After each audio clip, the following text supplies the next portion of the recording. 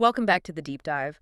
We're here to really cut through the noise and bring you the heart of stories that matter. That's the goal.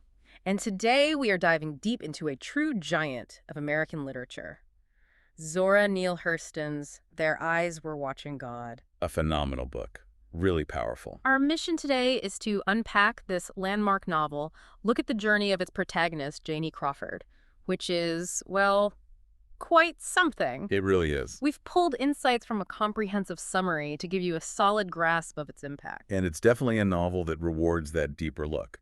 Published way back in 1937. Right. It's obviously a cornerstone of African-American literature, but it's also just this incredibly universal story. Universal how? Well, it's about one woman's search. Her relentless search, really for identity, for independence, and, for love that actually frees her instead of confining her. And Janie's story, set in the early 20th century South, it still feels immediate.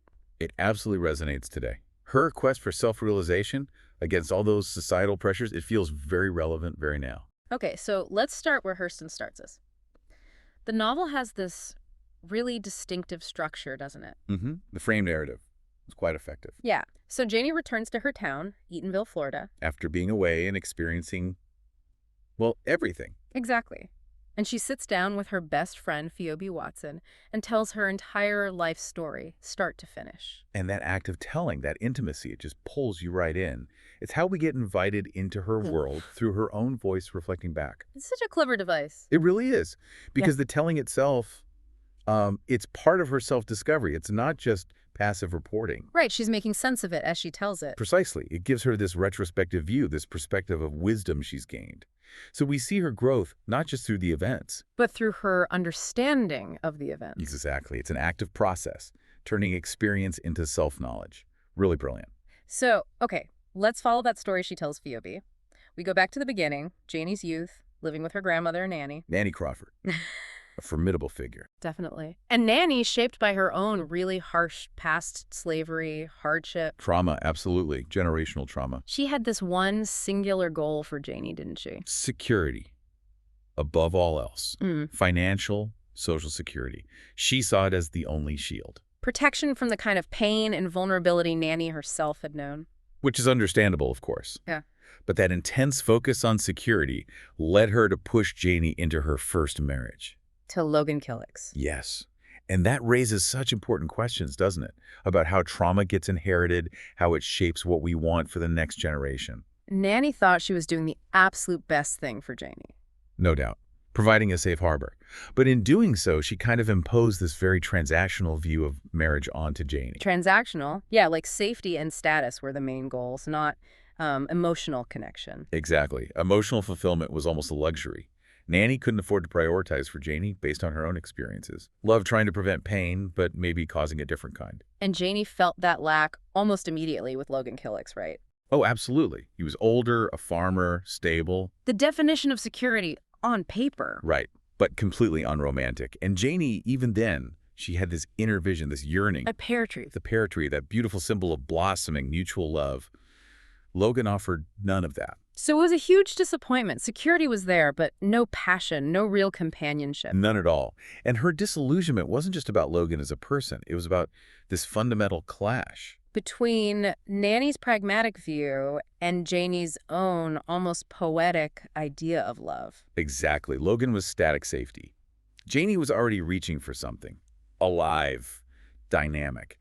It's the first real flicker of her independent spirit. So clearly that wasn't going to last. Janie makes a big move. A very decisive one. She leaves Logan. And runs off with Jody Starks. Who seems like everything Logan isn't. He's charming, ambitious, full of dreams. He sweeps her off her feet, basically. And they head to Eatonville. This new, all-black town. A symbol of possibility, of self-determination. And Joe thrives there. He becomes the mayor, the store owner, the big man in town. He literally helps build the town. Yeah. And Janie, as his wife, gets elevated too. High social status. Looks like she's finally arrived, right? Found her escape. That's the surface. But underneath, well, it gets complicated. Very quickly. How so? Joe represents this kind of black progress and autonomy, which is powerful in that context. Yeah. But ironically, his ambition makes him controlling. Authoritarian even. He achieves success, but he replicates the patriarchal power dynamics. So Janie gets the status, the nice house, the position. But loses her voice. Mm. Joe starts to silence her, criticize her in public, wants her to just be the quiet, beautiful wife on display. An ornament, not a partner. Precisely. He confines her spirit just as surely as Logan's farm did, maybe even more insidiously. Wow. So even this move towards what looked like freedom and success. Playing with its own chains.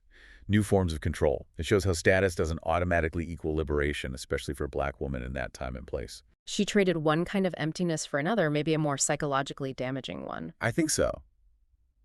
Joe's control wasn't physical violence, but it was this constant suppression of who she was.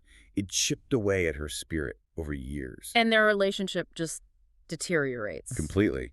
Until Joe gets sick and dies, which, in a dark irony, is what finally gives Janie back a measure of freedom. Real personal freedom.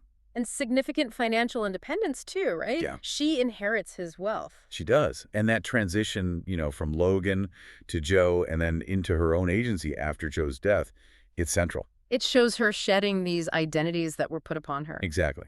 Moving closer to her true self, step by painful step. The silence she endured makes finding her voice later even more potent.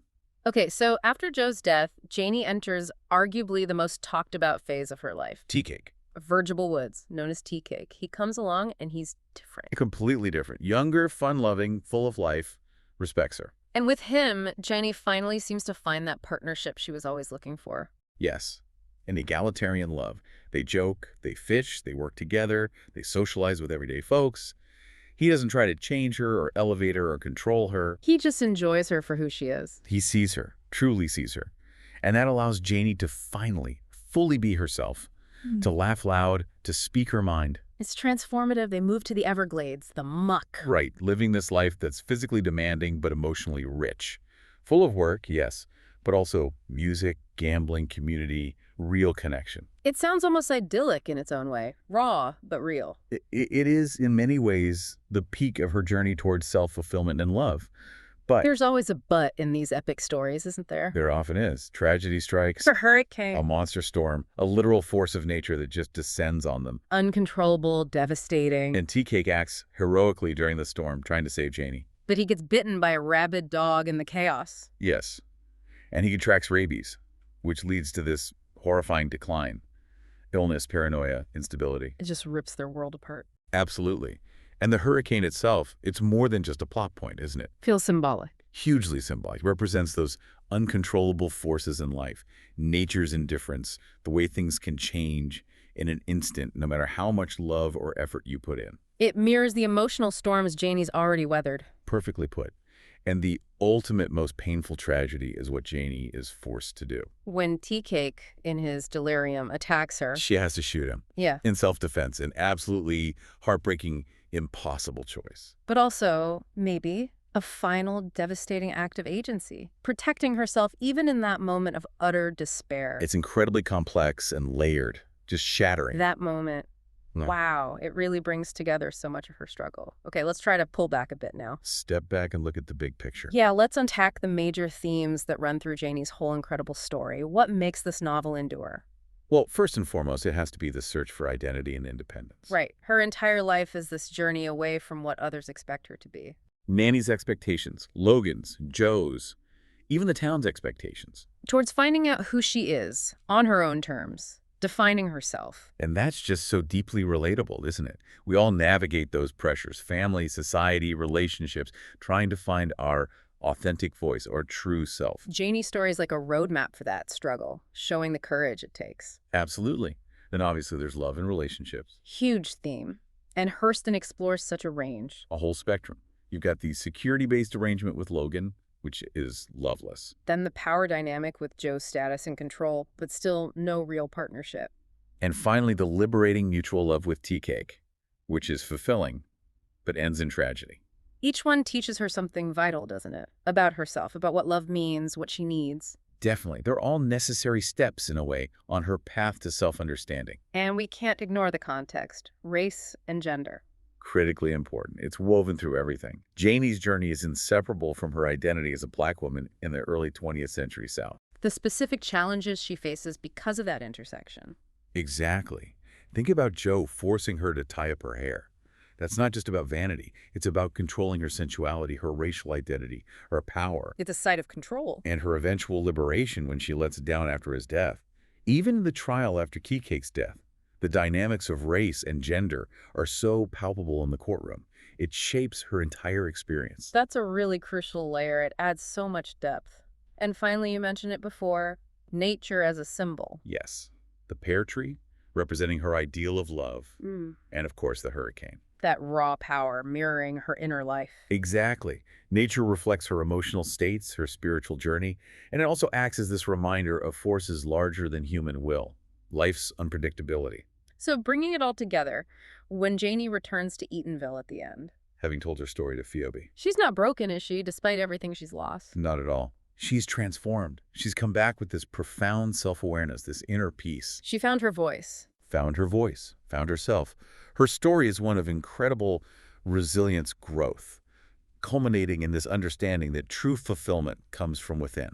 From self-knowledge, living life on her own terms, regardless of what the town gossips might say. Precisely. She's drawn the horizon in for herself. She possesses her own soul. Wow.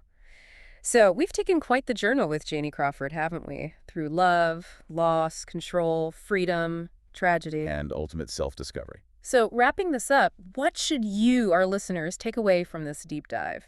Well, I think Janie's story, with its exploration of different kinds of love, its relentless focus on self-definition, it really invites us to look at our own lives. Oh, so? It pushes us to reflect on the choices we make, the stories we tell ourselves about who we are, and what it genuinely means to live authentically on our own terms. So the question becomes personal. Right.